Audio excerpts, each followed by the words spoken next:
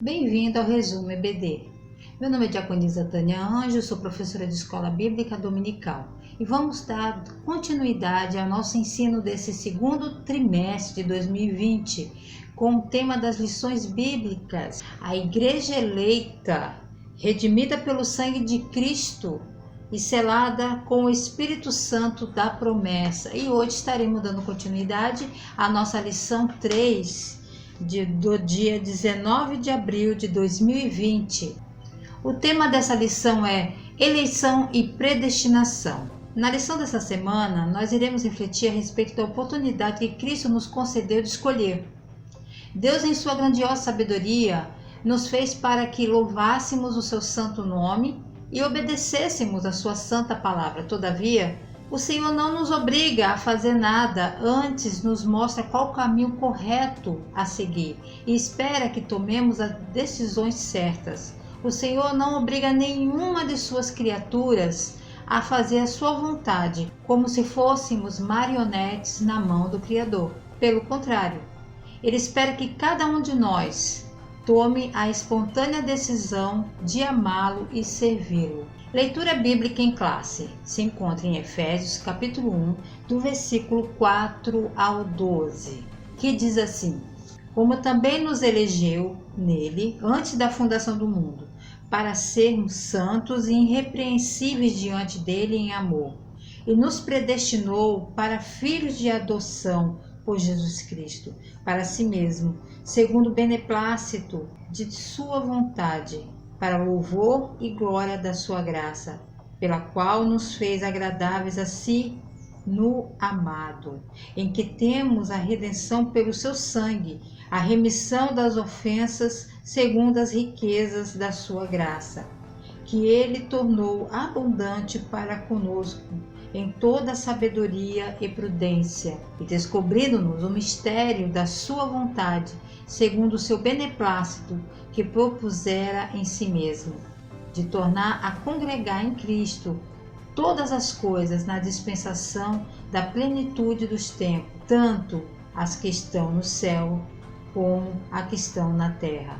Nele, digo, em quem também fomos feito herança, havendo sido predestinados conforme o propósito daquele que faz todas as coisas, segundo o conselho da sua vontade, com o fim de sermos, para o louvor da sua glória, nós, o que primeiro esperamos em Cristo. Tópico 1.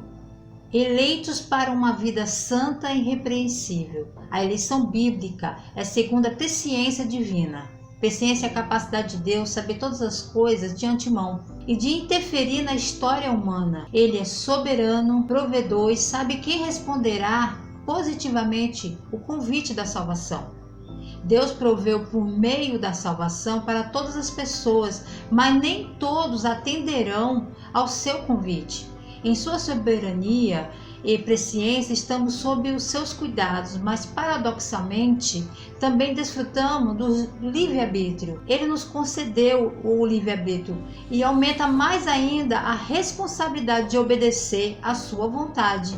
A eleição divina. Eleição dá-se a ideia de escolha. Em Efésios capítulo 1, versículo 4, Paulo menciona 3 aspectos dessa escolha. A primeira, em quem fomos escolhidos? A resposta é em Jesus, por isso ela é cristocêntrica. Segundo, em que tempo se deu essa escolha? A resposta é o tempo é dito como antes da fundação do mundo. Terceiro, e qual a finalidade?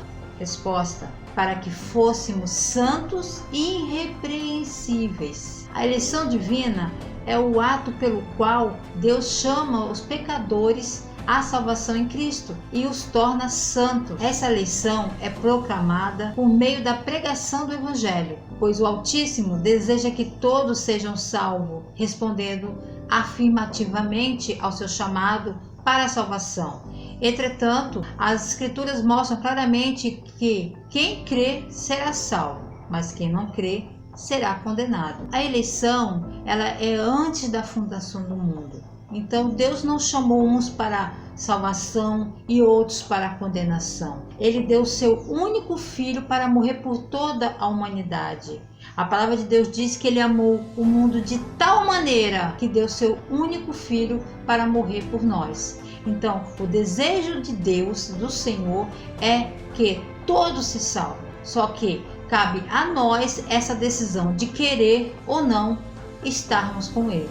As condições da eleição. A eleição ela é cristocêntrica, isto é, a eleição de pessoas ocorre somente em união com Jesus Cristo. Deus nos elegeu em Cristo para a salvação. O próprio Cristo é o primeiro de todos os eleitos de Deus. A respeito de Jesus, Deus declara: eis aqui o meu servo que escolhi. Mateus capítulo 12, versículo 18. No versículo 7 da leitura bíblica em classe diz: em quem temos a redenção pelo seu sangue, a remissão das ofensas, segundo a riqueza da sua graça. A eleição é feita em Cristo pelo seu sangue. O propósito de Deus antes da criação era ter o povo para si mediante a morte redentora de Cristo. Sendo assim, a eleição é fundamentada na morte sacrificial de Cristo no Calvário, para nos salvar de nossos pecados. Romanos capítulo 3, versículo 24 ao 26 diz assim: sendo justificados gratuitamente pela sua graça, pela redenção que há em Cristo Jesus, ao qual Deus propôs para propiciação pela fé no seu sangue, para demonstrar a sua justiça pela remissão dos pecados dantes cometidos, sob a paciência de Deus, para a demonstração da sua justiça nesse tempo presente, para que ele seja justo e justificador daquele que tem fé em Jesus. Vida santa e irrepreensível. A eleição não é uma obra que leva em conta o mérito humano, mas que é feita exclusivamente em Cristo. Em Jesus, Deus nos elegeu com propósito específico. Um deles é para pertencermos a Cristo, para a sua santidade, para a liberdade, para a paz, para também o sofrimento e para a sua glória. A eleição também nos faz ter um padrão ético e moral de vida para agradar a Deus que nos elegeu. A nova vida dos eleitos. A eleição foi realizada com o objetivo pré-definido: a santidade e a irrepreensibilidade dos cristãos. Ou seja, a escolha de Deus repousa sobre Cristo e sua descendência, o que confere aos cristãos semelhança com o Filho de Deus, pois recebemos em Cristo plenitude de Deus. Santidade e irrepreensibilidade são características pertinentes à nova criatura, conforme o que atesta o apóstolo Paulo: e vos revistais do novo homem, que segundo Deus é criado em verdadeira justiça e santidade. Efésios capítulo 4, versículo 24. O velho homem não pode ser eleito se ele não for santo e irrepreensível. Deus nos elegeu. Ele nos elegeu em Cristo para a salvação, bem como para viver uma vida santa e irrepreensível. Tópico 2. Predestinado para filhos de adoção. A palavra predestinação, traduzida no termo grego proorizo, que significa pré-determinado, destinado de antemão ou ainda previamente decidido. Esse termo aparece 6 vezes no Novo Testamento. Em algumas referências, ele se refere à predestinação por parte de Deus dos acontecimentos da história do mundo. Em outras referências, esse termo fala da predestinação acerca do destino final dos indivíduos, especialmente com relação à salvação. Predestinação está relacionada ao destino eterno dos indivíduos, salvação e reprovação. Já a pré-ordenação trata acerca de todos os outros acontecimentos da história mundial. Filhos por adoção. O que é adoção? É ortogar a posição, direitos, privilégios, honras de filhos de Deus. Ortogar filiação pôr na posição de filho de Deus, adotar para dentro da família de Deus os homens que já foram feitos filhos de Deus. A regeneração dá a natureza de filho de Deus, de adoção, uma posição de adoção, acontecer na regeneração. A regeneração tem a ver com a nossa mudança de natureza, justificação com a nossa mudança de situação. A santificação com a nossa mudança de caráter, a adoção com a mudança de nossa posição, mudando de ser rejeitado como inimigo de Deus para ser amado como filho de Deus. Na regeneração, recebemos uma nova vida. Na justificação, uma nova situação. E na adoção, uma nova posição em uma família de Deus. Os privilégios da adoção. Como a adoção por Deus se compara com a adoção terrestre? Em ambas, o pai que toma todas as iniciativas de ações de prover. Você vai ver que quando um casal quer ter filhos e não pode por algum motivo, eles acabam optando por vários recursos para uma gravidez. Mas quando isso não ocorre de forma alguma, e por amor, e esse casal tem muito amor, eles adotam uma criança, eles tomam a iniciativa de adoção. E foi isso que Deus fez por nós. Com esse amor tão grande, Ele nos alcançou, Ele nos amou primeiro e nos adotou. Então nós nos tornamos branco como a neve. Ambas, tanto a adoção a espiritual e comparando com a adoção terrestre, ambas provêm uma herança a quem nada tinha nem nada merecia. O Romanos 8,17. Nós não tínhamos direito a nada, e a partir do momento que aceitamos Jesus e somos adotados por Deus, nós também temos parte dessa herança com nosso irmão mais velho, Jesus Cristo. E ambas também, tanto a terrestre quanto a espiritual, nos provém um novo nome. Aquela criança que estava ali no orfanato, abandonada por alguma família, ela está ali, tem os registros de quem foi seus pais ou como ela foi abandonada. Mas a partir do momento que ela é adotada, que ela é introduzida numa nova família, ela recebe um novo nome, um sobrenome. E nós não somos diferentes. Nós também recebemos um novo nome. Apocalipse capítulo 2, versículo 17. Agora, como a adoção de Deus é superior à da terrestre? O homem nunca adota seu próprio filho, mas Deus só adota quem já foi feito seu filho. João capítulo 1, versículo 12. O homem sem filho só se satisfaz ao adotar mais um. Deus tinha um filho amado. Deus já tinha um filho. E ele adota mais. Quer dizer, não, é diferente daquele que não tem, né? Muitas das vezes eles não têm nenhum. Mas Deus já tem seu filho amado. E ele se satisfaz em adotar muito mais. Antes de nos adotar, ele já nos amava. O homem, geralmente, quando um casal vai adotar, ele procura características semelhantes a ele, a sua esposa, se são brancos, se são negros. Mas Deus não tem isso, não tem cor, não tem raça, não tem etnia. Ele escolhe os piores, ele escolhe os miseráveis pecadores. Romanos 3, 10 ao 18. O homem nunca pode dar sua natureza a quem adota, Deus sempre dá. Dá a mesma mente de Cristo. O homem, por mais que ele adote uma criança, ele dê uma boa educação, boa escola, boas roupas, ele nunca vai conseguir mudar a sua natureza. Mas já Deus não. Ele consegue nos dar a mente de Cristo. 1 Coríntios 2,16. O homem, às vezes, pode anular a adoção que fez. E é muito triste isso. Ele pode não querer mais adotar aquela criança, querer entregar de volta aquela criança. Deus nunca faz isso. Predestinados por Deus para serem filhos por adoção em Cristo, tanto judeus como gentios eram filhos da ira. E por meio da graça do Evangelho são recebidos por filhos. Observe que Deus, segundo a sua vontade, quer filhos para si. Paulo demonstra que a vontade de Deus não é outra, senão que, por meio de Cristo, sejamos filhos dele. Portanto, a predestinação dos salvos é precedida pelo conhecimento prévio de Deus, daquele que, diante do chamamento do Evangelho, recebem a Cristo como seu Salvador pessoal e perseveram até o fim. Tópico terceiro: a sublimidade do propósito divino na predestinação.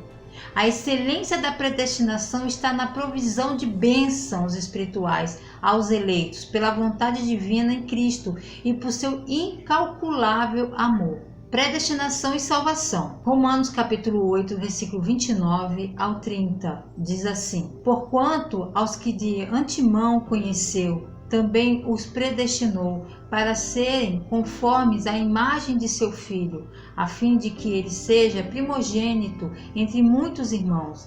E aos que predestinou, a esses também os chamou. E aos que chamou, a esses também justificou. E a esses também glorificou. Nas 6 vezes que a palavra aparece no Novo Testamento, Atos capítulo 4, versículo 28, Romanos 8, versículo 29 e 30, 1 Coríntios capítulo 2, versículo 7, Efésios capítulo 1, versículo 5 e 11, nenhuma delas faz referência à condenação de pecadores. Portanto, não houve uma dupla predestinação, em que Deus decretou e escolheu uns para o céu e outros para o inferno. Nossa declaração de fé das Assembleias de Deus assevera a salvação sendo condicionada ao arrependimento e à fé em Cristo Jesus, segundo a presciência divina. Efésios capítulo 1, 4 e 5 e 1 Pedro capítulo 1, versículo 2. Predestinação e o amor. Como já vimos, Deus ama a todos, se preocupa conosco e tem uma imensa bondade. Salmos 68, versículo 5. Isso se aplica a todas as pessoas e também quer dizer que o Senhor é bom para todos. Por isso que o sol se levanta sobre os maus e sobre os bons, e a chuva cai sobre os justos e os injustos. Mateus capítulo 5, versículo 45 e Salmos 145, versículo 9. Você pode ler na sua Bíblia. Mas a revelação suprema e manifestação total do amor de Deus por nós é Jesus, o Cristo. Portanto, o sacrifício de Jesus é o efeito do amor de Deus por todos, porque essa é a maior prova do imenso amor de Deus. Não foi a partir da crucificação de Jesus que Deus começou a nos amar. Ele nos ama desde o início, desde a eternidade. Seu amor é infinito e incondicional. Algo interessante também percebemos é que o amor de Deus, fazendo parte da sua essência, não está acima de seus outros atributos. Por exemplo, o Senhor não é mais bondoso, amoroso que justo. A predestinação não se refere à condenação, mas à salvação de pecadores. O ato de prover a salvação está diretamente relacionada ao amor de Deus. As pessoas muitas vezes acham que algumas nasceram e até tem falas que a gente ouve: esse é joio, esse é trigo, não cabe a nós isso. Todos estão indo numa direção em busca de algo, e a salvação por meio da fé independe de mim, de você, independe de você estar insistindo ou não, porque quem convence o homem é o Espírito Santo. Sendo assim, a predestinação cabe à pessoa querer a salvação. Então Deus não condenou uns para o inferno e outro para o céu, como muitas vezes as pessoas pensam. Não é isso. Não cabe a nós esse julgamento. Ele ama a todos. Então a escolha é minha, a escolha é daquele que está, do ouvinte que está ouvindo a palavra de Deus. Cabe a ele, sim, abrir o coração e deixar o Espírito Santo trabalhar em sua vida. Há uma batalha em cima disso e cabe a nós somente orarmos e fazermos a nossa parte. O Evangelho, ele é um presente oferecido para todas as pessoas, independente de méritos. Por mais que você faça, por mais que alguém faça, não adianta. É um presente, é uma graça. Por isso o Senhor convida: vinde a mim todos que estáis cansados e oprimidos, que eu vos aliviarei. Mateus capítulo 11, versículo 28. Os que aceitam esse convite estão predestinados a serem conforme a imagem do Filho de Deus. Deus deseja que todo ser humano seja salvo. Entendam isso. Deus deseja que todos Por pior que você imagine, aquela pessoa que está na cadeia, o que ela fez, deixou de fazer, Deus ama a todos. A partir do momento em que ela se rende aos seus pés, é aceito, é considerado filho por adoção, tem um novo nome, um nome escrito no livro da vida e a vida eterna. Nessa lição de hoje, eu espero que vocês tenham aprendido um pouco mais sobre eleição e predestinação. Espero que você possa compartilhar esse vídeo, curtir esse vídeo e nos seguir a partir de hoje aqui no resumo da EBD. Fiquem na paz do Senhor.